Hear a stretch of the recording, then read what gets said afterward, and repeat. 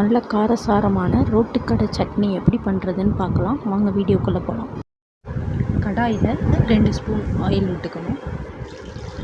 4 வத்தல் போட்டுக்கணும்.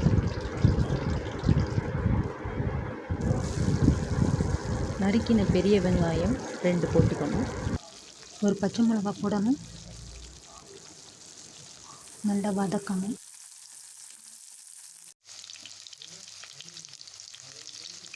புளி ஒரு சிறிய உருண்டை போடணும். உப்பு தேவையான அளவு போட்டுக்கோங்க. நல்லா பொன்னிறமாக வர வரைக்கும் வதக்குங்க. நறுக்கின 3 தக்காளியை போட்டு நல்லா வதக்கணும்.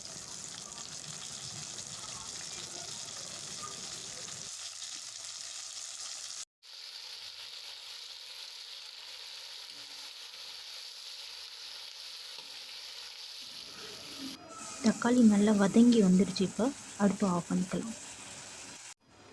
நல்லா ஆற விட்டு மிக்சியில் ட்ரான்ஸ்ஃபர் பண்ணி அரைச்சி எடுத்துக்கணும்.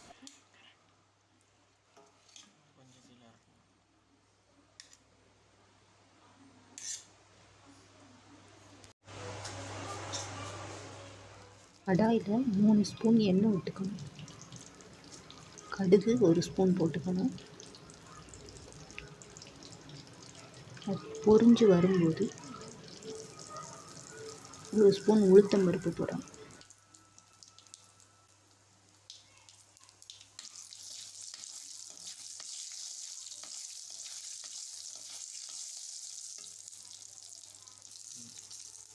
பொன்னிறமாக வந்த உடனே அரைச்சி வச்சுருக்கிற கலவையை அதில் கொட்டி கிளறணும்.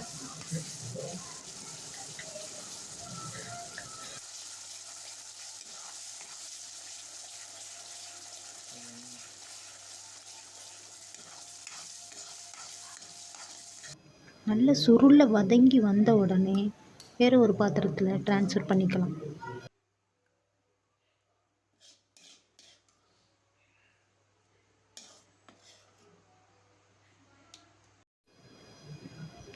காரமான சுவையான ரோட்டுக்கடை சட்னி ரெடி.